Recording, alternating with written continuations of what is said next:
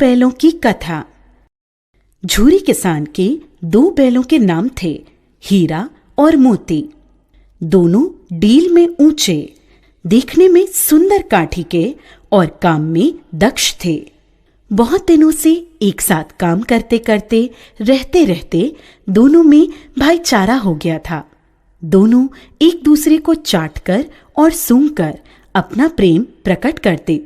कभी कभी दोनों सींग भी मिला लिया करते थे, विग्रह के नाते नहीं, केवल विनोद के भाव से, आत्मीयता के भाव से।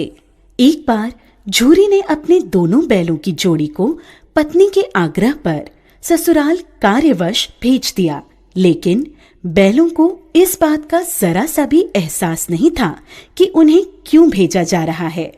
उन्होंने समझा कि उन्हें मालिक ने बेच दिया है, इसलिए रास्ते में जाते समय उन्होंने झूरी के साले गया को पूरे रास्ते खूब झकाया। संध्या होने तक दोनों बैल अपने नए स्थान पर पहुंच गए। दिन भर चलने के कारण भूखे भी थे, इसलिए जब उन्हें नांद में लगाया गया तो बड़े खाने को उत्सुक हुए, लेकिन एक ने भी उसमें मुंह नहीं डाला। दिल भारी हो रहा था, क्योंकि आज तक जिसे उन्होंने घर समझा वह आज उनसे छूट गया था। यहाँ उनके लिए सब कुछ नया था। दोनों ने बिना कुछ खाए पिए ही एक दूसरे को कनखियों से देखा और अपनी मूक भाषा में सलाह की। जब रात में गांव में सब लोग सो गए तो दोनों ने जोर मारकर पगहे तोड़ डाले और घर की तरफ सटपट चल पड़े। प्रातःकाल जब झूरी सोकर उठा तो अपने दोनों बैलों हीरा और मोती को दरवाजे पर देखकर स्नेह से गदगद हो उठा। दोनों बैलों की गर्दन में आधा आधा गराव लटक रहा था।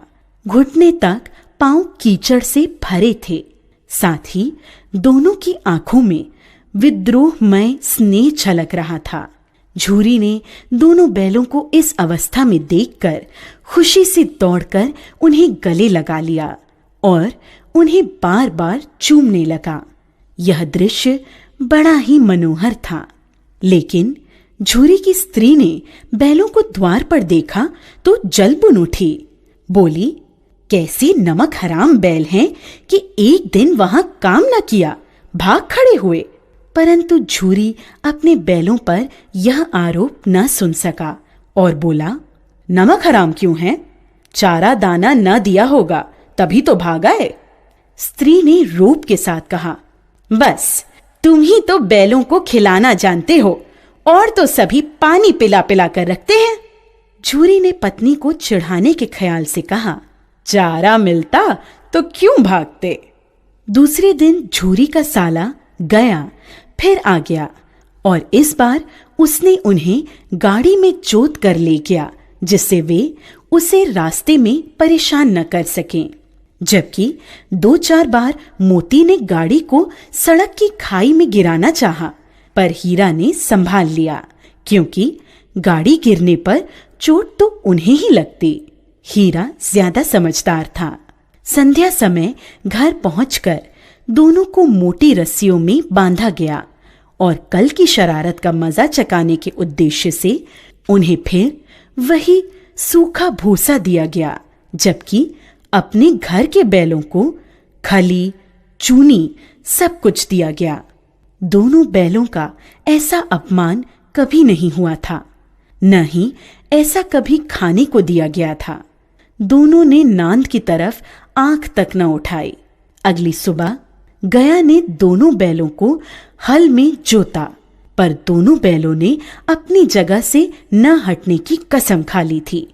वह मारते मारते थक गया, लेकिन उन्होंने वहां से अपने पैरों को टस से मस तक नहीं किया। इस प्रकार हार मानकर गया ने उन्हें नांद पर लाकर बांध दिया। दोनों के सामने आज भी रूखा सूखा भूसा ही डाला गया। दोनों चुपचाप खड़े रहे।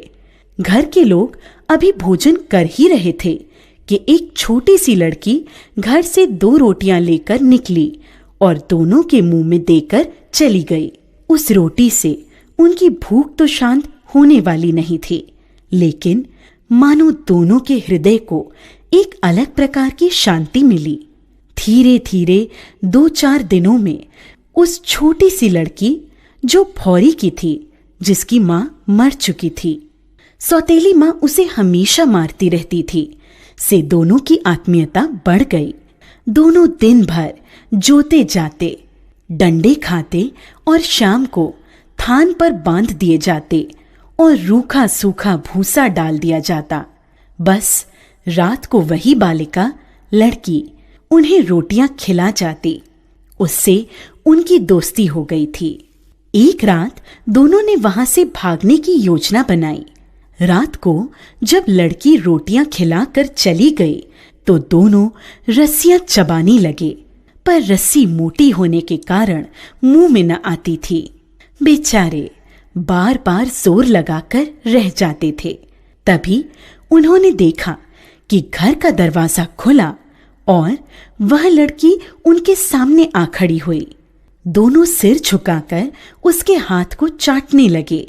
उसने दोनों के माथे पर हाथ फेरा और बोली, खोल देती हूँ तुम दोनों को, चुपके से भाग जाओ, नहीं तो यहाँ के लोग तुमसे काम करवा करवा कर मार डालेंगे। उसने दोनों के गराव खोल दिए और भागने का इशारा किया, पर दोनों चुपचाप खड़े अभी सोच रहे थे कि हमारे भागने पर इस बच्ची पर आफत न आ जाए। तभी वह चिल्ला पड़ी, दोनों फूफा वाले बैल भागे जा रहे हैं। ओ दादा, दोनों बैल भागे जा रहे हैं, जल्दी पकड़ो। यह सुनते ही दोनों वहां से भाग निकले। गया घबराकर घर से बाहर आया और भागते हुए बैलों का पीछा करने लगा। दोनों बैलों ने भागने के चक्कर में इतना भी ध्यान नहीं रखा कि वे रास्ता भूल गए थे और भूख से व्याकुल हो रहे थे। अभी उन्होंने आजादी की सांस भी पूरी तरह नहीं ली थी कि देखा, अरे यह क्या, कोई सांड दौड़ता चला आ रहा है। सांड भी हाथी की भांति विशाल काय था। उससे भागना भी कायरता ही थी। सो दोनों ने उससे सामना करना ही उचित समझा। ज्यों ही सांड हीरा पर झपटा, मोती ने पीछे से उसे दौड़ाया। सांड जब उसकी तरफ मुड़ा तो हीरा ने उसे रगेदा।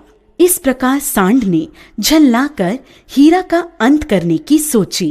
तभी मोती ने बगल से आकर सांड की पेट में सींग भोंक दी। अचानक हमले से घबराकर सांड घायल होकर गिर पड़ा।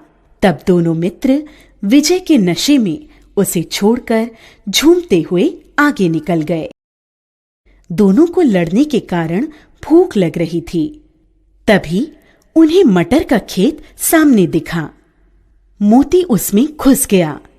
हीरा मना करता रहा, लेकिन उसने एक न सुनी। उन्होंने अभी 2-4 ग्रास खाए थे। तभी 2 आदमी लाठियां लिए दौड़ पड़े। दोनों मित्र दलदल में फंसने के कारण भाग न सके। उन आदमियों ने उन्हें पकड़कर काजी हाउस में बंद करवा दिया। जब वे काजी हाउस के अंदर पहुंचे तो देखा कि वहां कई भैंसें थीं, कई बकरियां, कई घोड़े, कई गधे, पर किसी के सामने चारा न था। सब जमीन पर मुर्दों की तरह पड़े थे। कई तो इतने कमजोर हो गए थे कि खड़े भी नहीं हो सकते थे। सारा दिन दोनों इस आस में टकटकी लगाए देखते रहे कि कोई चारा लेकर आएगा, लेकिन जब कोई नहीं आया तो हीरा के दिल में विद्रोह की ज्वाला दहक उठी। मोती से बोला, अब तो नहीं रहा जाता मोती, चलो यहां से भागने का कोई उपाय निकाला जाए। बाड़े की दीवार कच्ची थी। हीरा मजबूत तो था ही, रात का वक्त था। उसने अपने नुकीले सींग दीवार में गड़ा दिए और जोर का धक्का मारा तो मिट्टी का एक चिप्पड़ निकल आया। फिर तो उसका साहस बढ़ा और उसने दौड़ दौड़कर दीवार पर चोटें की। उसका साहस देखकर मोती ने भी उसी जगह सींग मारना प्रारंभ किया। काफी मेहनत के बाद आधी दीवार गिर गई। दीवार का गिरना था कि अधमरे से पड़े हुए सभी जानवरों में भी जान आ गई।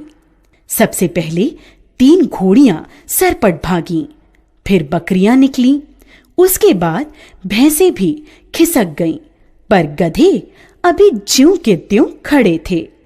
मोती ने उन्हें भी सींगों से मार मार कर बाड़े से बाहर निकाल दिया और अपने मित्र हीरा के पास बैठ गया, क्योंकि हीरा मोटी रस्सी से बंधा होने के कारण भाग नहीं सकता था, इसलिए मोती भी नहीं भागा। अगले दिन बाड़े की हालत देखकर वहां के चौकीदारों ने गुस्से में आकर हीरा और मोती की जमकर पिटाई की। अब उन्हें खाने को भी कुछ नहीं दिया जाने लगा। कुछ दिन इसी तरह बिताने पर एक दिन नीलामी हुई और उसमें एक व्यापारी ने दोनों बैलों को खरीद लिया। दोनों मित्र उस व्यापारी के साथ चल दिए। चलते चलते सहसा दोनों को ऐसा मालूम हुआ कि यह परिचित राह है। हाँ, इसी रास्ते से गया उन्हें ले गया था। वही खेत, वही बाग और वही गांव मिलने लगे। प्रति क्षण उनकी चाल तेज होने लगी। सारी थकान, सारी दुर्बलता गायब हो गई। उन्हें लगा कि यहां से अब उनका घर भी पास ही है, सो उन्होंने थोड़ी और फुर्ती दिखाते हुए घर के रास्ते की तरफ भागना शुरू किया और जब तक अपने घर के थान पर नहीं पहुंच गए, रुके नहीं। व्यापारी भी उनके पीछे पीछे भागता आ रहा था। झूरी द्वार पर बैठा धूप खा रहा था और अपने बैलों के बारे में ही सोच रहा था। एकाएक उसकी नजर अपने बैलों पर पड़ी। वह खुशी से दौड़कर उनके पास पहुंचा और उन्हें बारी बारी से गले लगाने लगा। दोनों बैलों की आंखों में आनंद के आंसू बहने लगे। एक छुरी का हाथ चाट रहा था तो दूसरा उसका पैर। तभी व्यापारी आ पहुंचा। उसने छुरी से कहा, ये मेरे बैल हैं, मैं इन्हें नीलामी कराकर ला रहा हूं। अभी वह बातें कर ही रहा था कि मोती ने उसकी ओर सींग चलाया। व्यापारी पीछे हटा तो मोती ने उसे दौड़ा लिया और तब तक दौड़ाता रहा जब तक व्यापारी गांव से बाहर नहीं निकल गया। फिर मोती विजयी सूर की भांति वापस स्थान पर अपने मित्र हीरा के पास आ गया। थोड़ी देर में नांदों में खली, भूसा, चोकर और दाना भर दिया गया। दोनों मित्र बड़े चाव से उसे खाने लगे। झूरी खड़ा दोनों को सहला रहा था और उनकी शारीरिक कमजोरी को देखकर मन ही मन व्यथित भी हो रहा था। तभी झूरी की पत्नी ने भी आकर दोनों के माथे चूम लिए। प्रेमचंद।